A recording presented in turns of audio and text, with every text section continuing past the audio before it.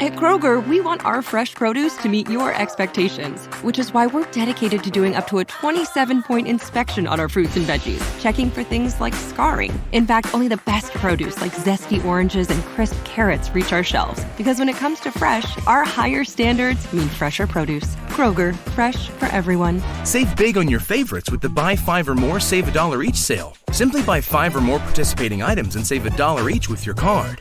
Kroger, fresh for everyone.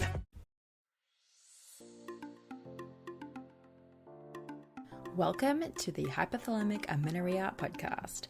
I'm Dani Sheriff, your host, certified fertility awareness practitioner, functional nutrition counselor, and founder of the HA Society, and of course, an HA recovery coach who has walked where you currently are walking. This is the place to come if you care about getting your period regularly.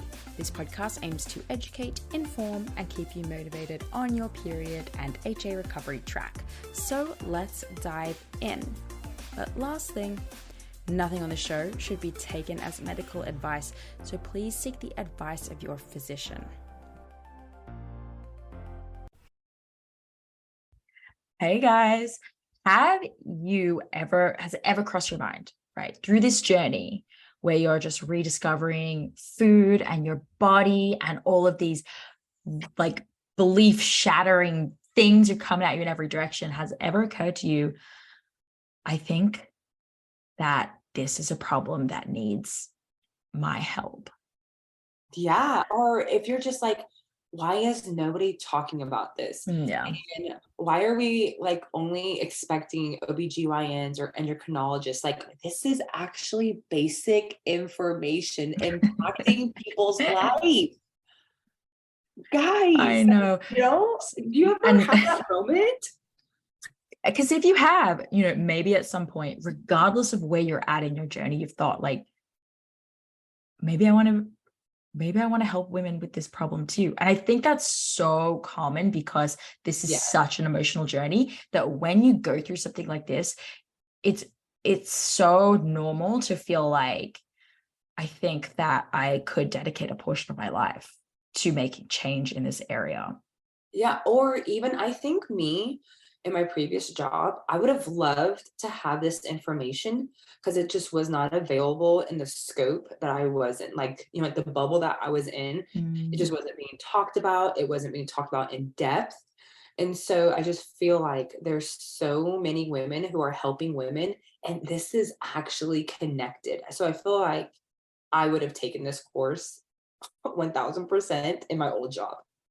Okay. So what course are we talking about? Y'all, we're talking about a certification that we've created, because that's the thing, like Ashley was saying, there's no information about this, and people in the healthcare world, people who are personal trainers, wellness coaches, and people who just realize that like this is an issue that needs more coaches, more specialized practitioners in. If you're one of those people, we made the certification for you. It's called the Holistic HA Practitioner Certification. Yes. I mean, I think we don't have to tell you guys this because this is your life. Like, this. But think of how many different symptoms you have and you've gone to somebody for it and nowhere where they're like, oh, this is possibly connected to the root cause, and that's HA. And so instead we spend so much time and energy addressing these symptoms when they're connected.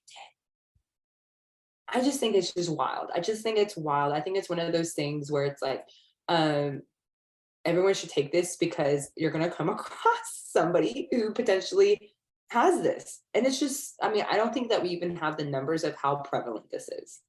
No, we don't have the numbers, but you can look around, right? So everyone who has HA now like looks around and says, oh, I think that it might be happening with that person. If you're anything like me, you've straight up asked people. Right. Or think about like runners. They're like, this is just common in the running community.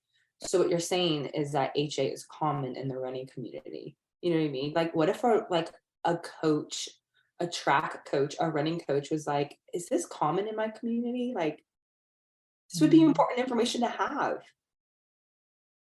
So we created the certifications for all of these people in mind so that we can talk about and help people help others with recovery from a practitioner, a diagnostic, and protocol point of view.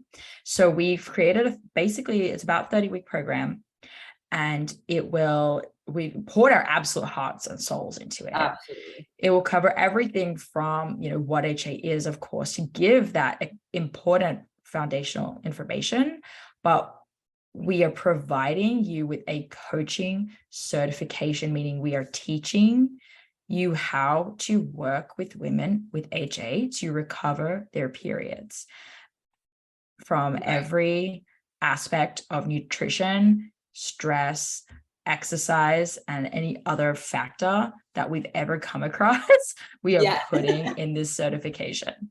Yeah, and like we're also teaching the science behind it, right? Because it's important that we understand why certain things are being recommended, even if it goes against what has potentially been prescribed as like weight loss solves everything, right?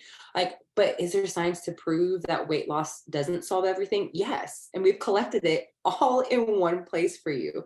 Plus we have a lot of we interwove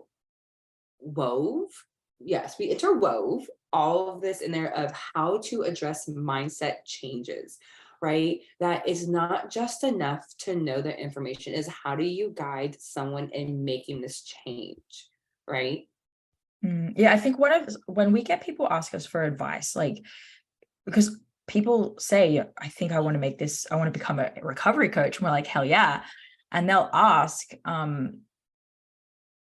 but how do you actually make people change? Like, how do you actually get them to implement the advice I'm taking? Because like, you can know this information till the cows come home, right? Think about your own journey. You knew this information, but why was it so hard to make change? And so that is what we're teaching. Yes. And also like all the different things that are related to HA that you may have not known. And so hopefully this saves your client tons of money because they're not visiting every physician under the sun for all these different, many different symptoms.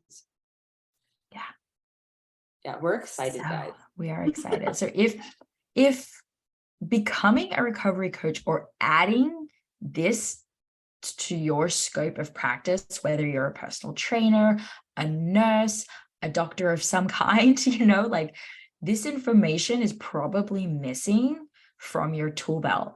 And if you are someone who wants a career change or is interested in becoming a recovery coach, really truthfully, it's something that probably needs to blow up in the space. Like it's probably, just like health coaches did, just like life coaches did. Like I think we need period coaches. We need more people out here on the front lines, like helping these women and making this issue more mainstream. We've seen that it has been a way to build a healthy practice. So there is no shortage of this issue, which means we need other women out here with this information. So if it's something that you've thought about, it's probably worth considering. Absolutely. I think it's one of those things that we're having to re-educate an entire, our generation, the generation before us. You know what I mean? Like this is massive re-education and introduction to body literacy, the menstrual cycle, what's normal, what's not normal, like what's just all the things. It's like, hey, if like we want this to be a normal thing that we talk about, then like there has to be people that are willing to just kind of like guide people through it. Yeah. That's all we're asking. So check it out, guys. Go to the website. You can download the syllabus where we've given an outline of everything that we're going to cover. So you can kind of dive deeper into what we're doing, learn more about the program, how it's conducted. That's at thehasociety.com/certification. You can also book a discovery call and have a call with us and talk about whether or not it's right for you. So Thanks for listening, guys, and we'll talk to you later. Bye. Hey guys, okay, welcome to the third edition of the Vlogmas Q&A sort of replays. It's now ages past Christmas, but that's okay. There's more to come of this, guys. We're only into like, I don't know, like episode 10 or 11 or something of questions. So there's more to come. So I really hope you're enjoying this series. And if you want more of these kinds of things, definitely head over to the YouTube. But without further ado, let's jump into the first question, shall we? This very first question is about insomnia and sleep problems and HA, kind of like what to expect with that and those types of symptoms when you're going through recovery. Let's take a look. I was wondering if insomnia can prevent HA recovery. I feel like I've been doing everything else right, resting, eating, increased body fat percentage, normal range, etc. But for the past month, I have really struggled to sleep. Some nights I only manage 4 hours. I have a good bedtime routine, but I have gotten stuck in this loop after a break-in and increased stress. My last blood test showed much better numbers than before.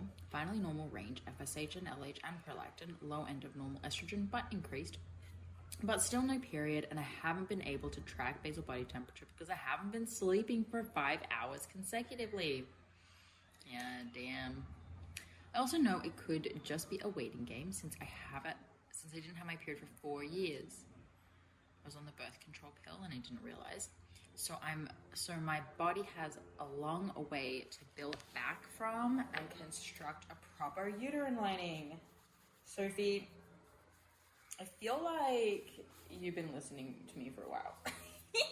You can just tell when people have, because they'll like answer your questions for you and they'll bring up the points that, you know, I also feel like are most important. So I love it. You taught from school, the University of Dani. Okay, insomnia. So it's often with many of these things, it's like a chicken or the egg thing. Are you stressed and so you're not sleeping, or are you not sleeping? Wait, are you stressed because you're not sleeping, or are you not sleeping and is that making you stressed? And that conundrum makes a whole lot of sense. That is something that would be worth looking into. So I would figure out, like, okay, first of all, when you're not sleeping, what are you doing and thinking about? Are you ruminating on specific issues, or are you literally just like staring at the ceiling, nothing stressing you out, you just can't fall asleep? Because there's clues there. So if it is the former and there's an issue on your mind, it's probably more stress causing trouble with sleeping. Not necessarily, but it could be. And then if you feel like everything's fine, I'm super bored, I'm just not falling asleep, then there is probably something going on hormonally with you too. It could absolutely have something to do with being in recovery and having these changes going on in your hormonal profile, essentially. But it could also be more, when we're not sleeping, when it's food related. Okay, so you mentioned here, you know, I have been resting and increasing food and have increased my body fat percentage to a normal range, etc. I'm gonna obviously take your word on all of those things, but I'm always, with everyone, gonna say, okay, well, from what weight to what weight has it increased? What do you think is a normal body weight BMI? And when you say I'm in a normal range BMI, is that a possible indicator that you feel like, so I shouldn't have to gain any more weight because like this is a normal quote unquote BMI for me? Because if any of those are playing a role in why you feel like this isn't working, that might be a part of the issue. So when we're hungry, we see this in the fasting research, right? That when we're hungry, sleep suffers. We have this in human trials, we have this in rat studies, that when we are sleep deprived, we, especially in women, in female rats, they saw this, experience a higher level of alertness and more nighttime activity, which is super interesting. When we're not in starvation, when we're not fasting, that goes away. So possibly blood sugar is not being balanced, possibly overall calories are still too low. So I would suggest that based on the research that you look into that. I know you're actually a member of this society, so send me a message or reply to the email and let's talk about it. Tell me a little bit about more stats. Height, weight, how long did it take you to get to that weight? What stories, if any, do you maybe have around that weight? As in, and I shouldn't have to gain X amount because I'm pretty sure it's enough because I believe this, that, and the other. Like, give it all to me. I think it's really, really helpful. This is where like a little bit of coaching is going to come into play, probably, just to really get to the bottom of this. Now, if we discover that you are just checking every box, there's no challenges here whatsoever, you're not still a little bit hungry, or your blood sugar is not still out of whack, meaning you may want to introduce more carbohydrates or something like that. If we are finding that you're just checking all the boxes, it could be worth going to the doctor. I don't know how long you've been struggling with the sleep, but getting a sleep study done, things like that, just to see if it's not related to your HA recovery.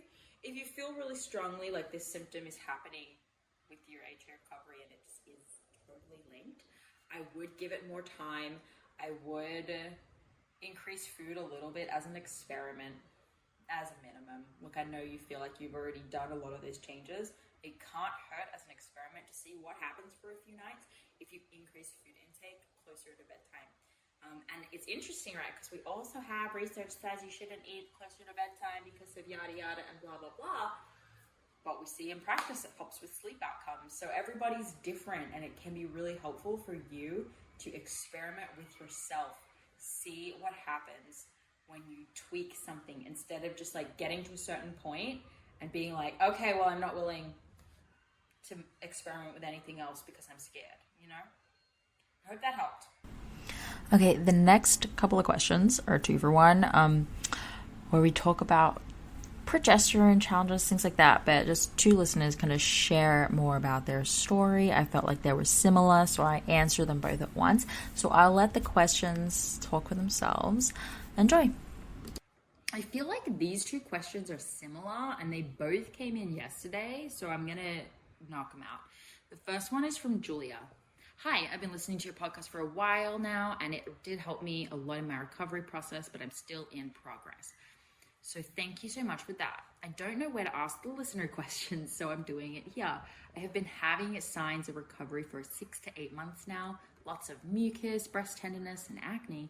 And after a progesterone test that I did in mid-September that did lead to a week of bleeding, I am experiencing every 2 weeks approximately some spotting that lasts for several days each time.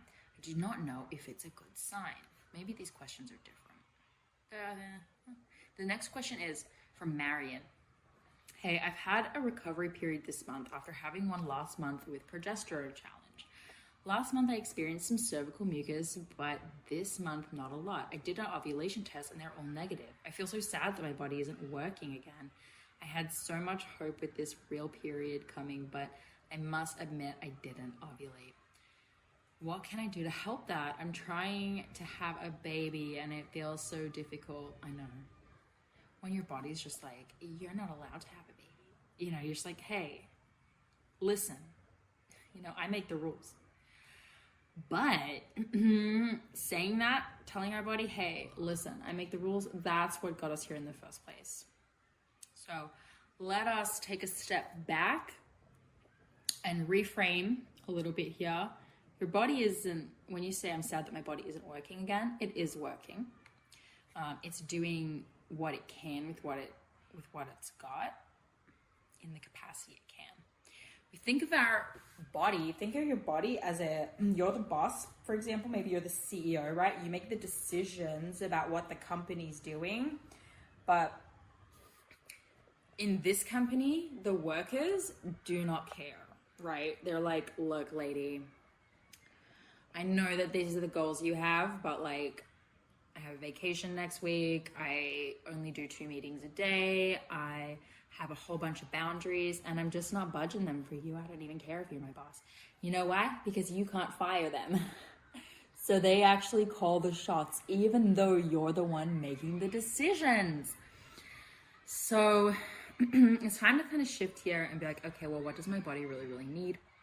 Marion, you don't share about any of the things that you've already tried naturally. You kind of just share about your progesterone challenge and some symptoms that you've been seeing. So in short, for you, it sounds like, you know, there's more work to be done with weight gain and just getting comfortable with your relationship with food and with your body, and this feeling of controlling your body. Hello ladies, just chiming in to tell you about the HA Society resource store. If you've been looking for helpful tools that can help you get your period back kind of DIY without the price tag of one-on-one coaching or a super intense course, the resource store is the perfect place to start. Here you can try our recovery game planner to help you plan, execute, track, and fine-tune your HA recovery protocol, or download the audiobook version of our 7-day HA recovery commitment challenge so you can listen on the go. There's even fillable and printable HA journaling pages and our famous I got my period back mug, so you can get one as soon as you get your period back, and then you can drink from it every single month. So if you're ready to recover with the right resources and just get some cool stuff to help you through recovery, head to the hasociety.com/store to check it out.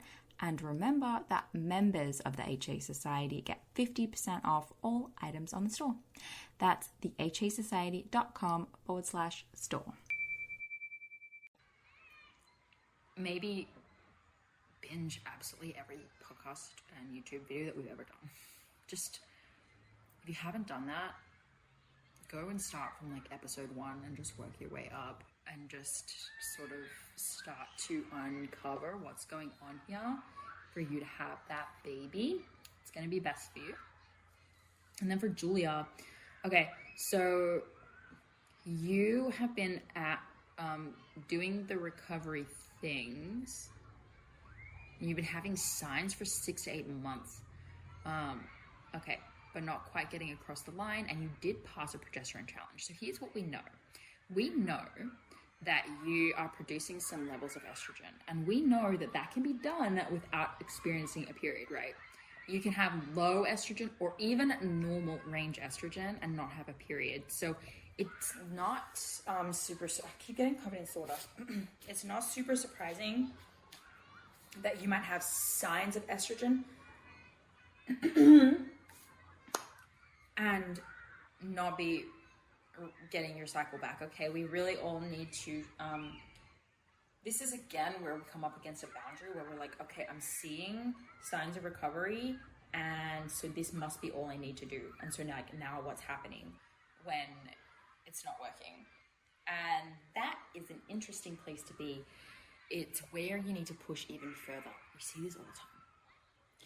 You know, I actually sometimes feel that people who get their period back quickly but struggle to optimize it or struggle to conceive, maybe, which is like the same thing, I guess, that we see that a lot where it came back quickly because they get really stuck on this thought, this idea that like, well, I got my period back doing these behaviors, so these behaviors can't be the problem, right? But we can be doing enough to elicit hormonal activity, including estrogen, or including getting a menstrual cycle, but without them being in optimal ranges.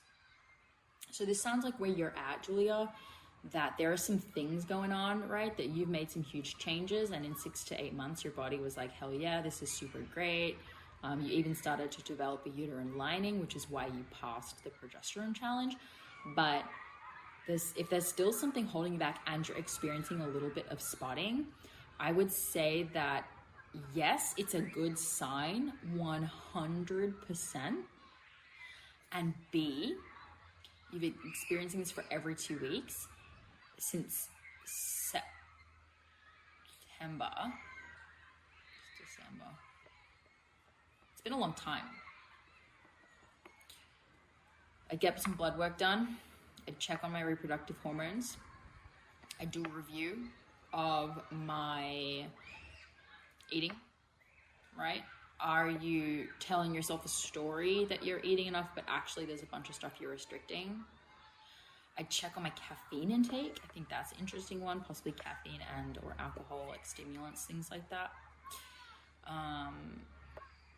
If you're spotting, like, it could be a few things, right?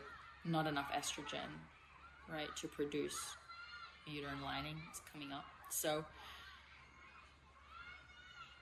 look at that. Get those tests, just see how they're going.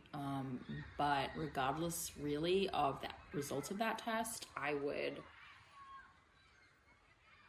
maybe do like the period recovery game plan or checklist. Just maybe go through that and see what you are and are not doing, and just make those adjustments. Things that come to mind are like, okay, my meals are more like 500 calories each, and they're not really like 700 calories per meal, which is probably a really good place to be. Little tiny things like that could be the issue. So yeah, testing and stripping it back to basics, guys.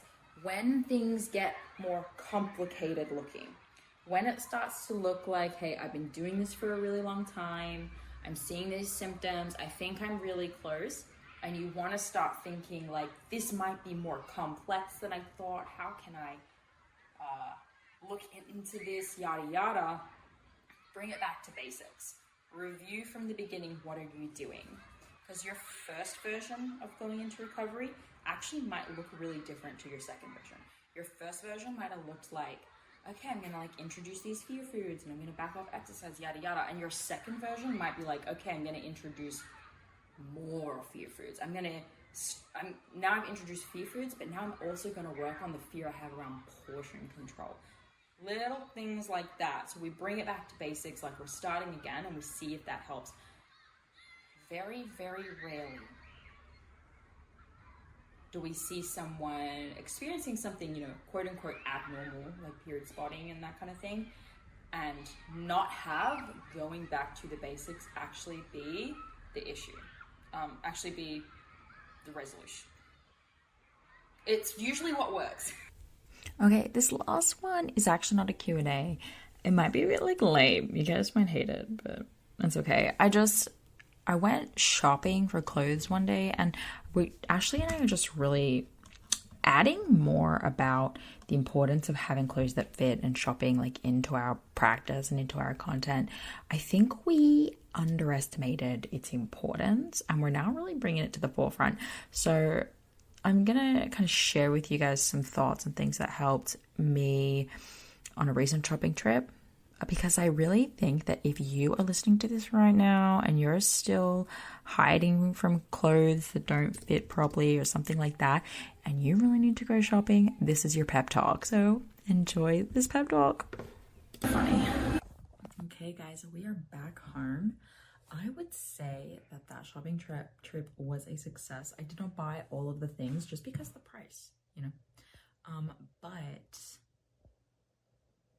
I'm happy with it. I really think I had a completely different experience to what I would normally have when I go shopping, especially when I feel like the clothes I have at home are feeling tighter. Of course, you feel a little bit like worried that like you just create this story that doesn't make sense in your head that things aren't going to look good on you, but that's just not true. You just go and you find the clothes that fit you, and it's exactly the same experience.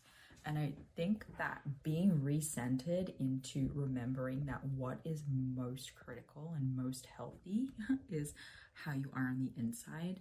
What is most important is how you give and how generous you are and how you care for others. Those things are hands down by far the most important thing. And recentering myself on like, okay, those are my values, those are what are most important, made it like I was totally fine with the clothes that I thought weren't my vibe or just didn't like sit right, and really happy with how everything generally looked. And I actually had a hard time. I had to decide, because I was just gonna buy everything. If I bought everything I liked, it would have been like $1,000.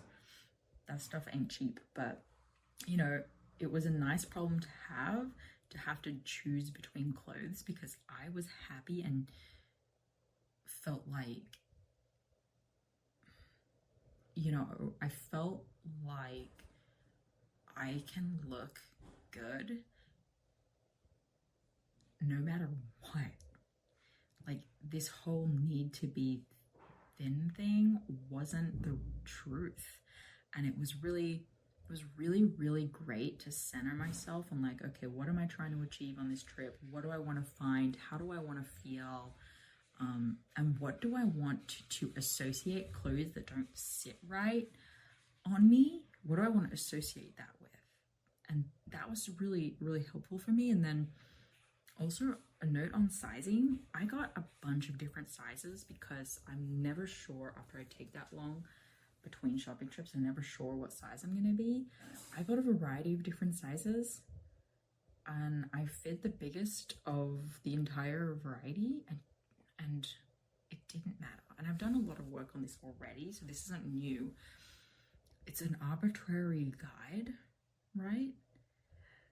And it doesn't, like, being a size 10 or a size 12 or a size 14 or a size 8 or a size 6, it doesn't mean anything about how the clothing looks. Like, it just doesn't mean anything about how the clothing looks. Like, only we assign that meaning. So it was nice to be able to just like use clothing sizing as an organizational tool, right? Because if you didn't have it, if we did away with clothing sizing, you would be all frustrated. You'd be like, oh, I wish they had like a numbering system here to help me at least get in the ballpark, right? Because all it is the ballpark. You might often fit a size 10 or a size 8, but sometimes you're going to be a 10 or a 6. It's just getting you in the ballpark of where you need to go, and then depending on the item, you go up or down. And that's why they now sell bikinis in like separate top and bottoms are separate, because people are different sizes all over. So anyway, it was a good success and I'm excited for the photo shoot, and you guys will see the outfits in action soon. Thank you so much for listening today, guys. Please subscribe to the podcast, and if you could head to iTunes specifically and leave a rating or review, that would help so much because it makes it easier for other people with HA who are Googling around to find the podcast really easily. So if you do that, you're doing a service to all of the women. It's not easy being the one everyone counts on to keep your operation running, no matter the weather or supply chain hiccup. But we get you, Raymond in Buffalo, Maria in Miami, and Jules in Troy, taking control of everything that's under your control.